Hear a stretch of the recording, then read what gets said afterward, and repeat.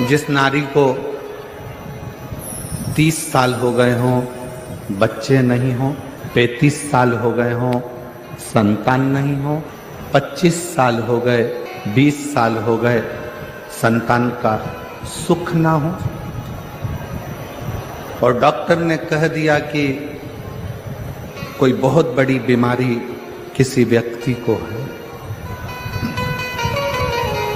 रोग बड़ा, बीमारी बड़ी, और उस बीमारी का कोई हल, उस रोग का कोई हल नहीं दिख रहा, कोई हल नजर ना आता।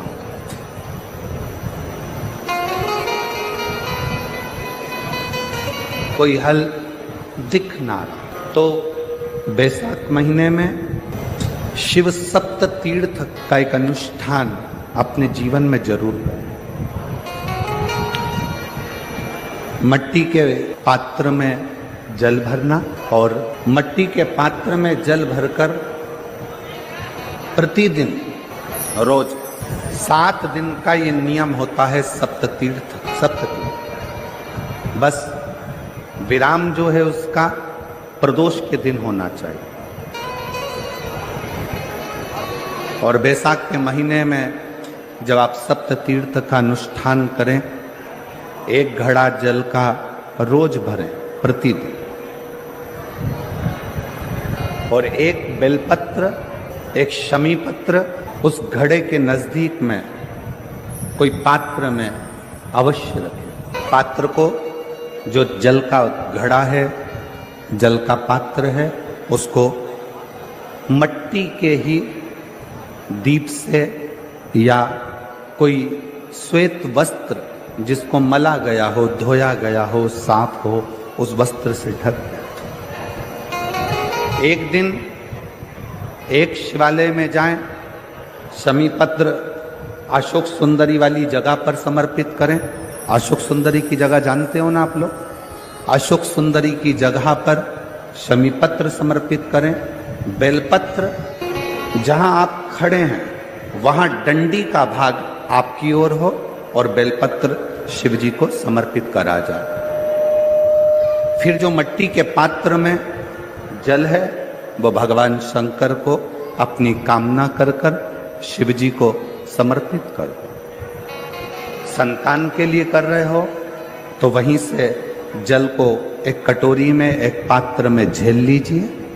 उस जल का आधा भाग नंदी के पास बैठकर आप ग्रहण कर लो, आधा भाग अपने पति को देना प्रारंभ कर दो। कोई रोग के लिए कर रहे हो, किसी बीमारी के लिए कर रहे हो, तो वो जल आप अपने घर की देहली में प्रवेश करने के पहले अपने मुख में उसको ग्रहण कर लो। एक दिन में एक शिवालय, दूसरे दिन दूसरा शिवालय, तीसरे दिन तीसरा शिवालय।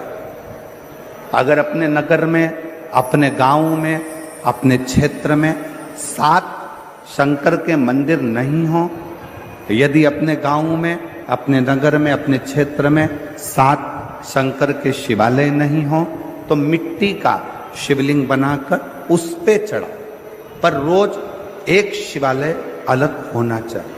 प्रतिदिन प्रदोष के दिन जब आप इस सप्ततीर्थ का विराम करेंगे, उस समय पर जल, जब प्रदोष काल आए, प्रदोष काल का जब समय हो जल चढ़ाओ सुबेरे, और प्रदोष काल का जब समय हो उस जल का पान उस प्रदोष काल में कर लेना।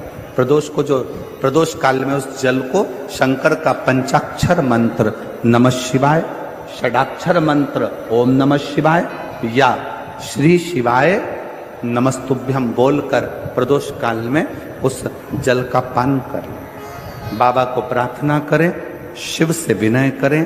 ये नियम केवल बैसाख के महीने में होता है, इसको बाकी के महीने में नहीं किया जाता है।